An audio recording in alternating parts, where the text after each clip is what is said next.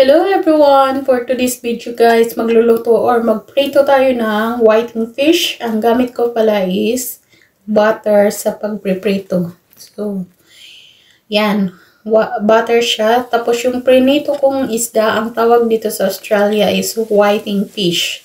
Hindi ko lang sure kung anong tawag nito sa Pilipinas guys. So, while magpriprito tayo ng ating isda, i-slice natin yung ating mga tomatoes na gagamitin pang sahog sa ating pritong isda. Then, nag-slice rin ako ng konting luya pang pawala ng langsa sa isda. At saka bawang. 2 pieces ng bawang.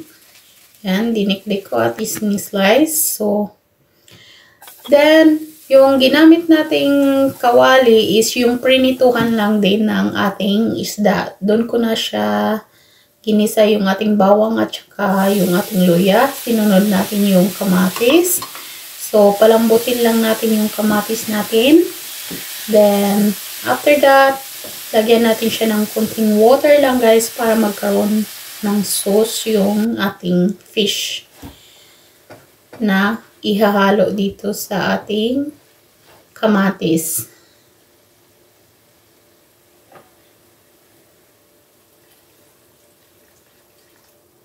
So, ayan, nilagyan ko na siya ng a little bit of water lang, guys. Then, nilagyan ko rin ng kunting soy sauce or toyo. Then, ihalo lang natin siya hanggang ma-mix yung soy sauce natin sa ating kamatis.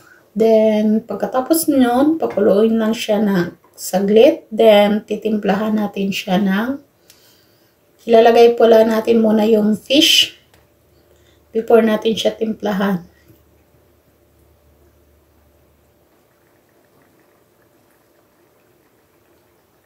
So, since wala akong magic sarap, gourmet ang ginamit ko. Then, pamintang durog.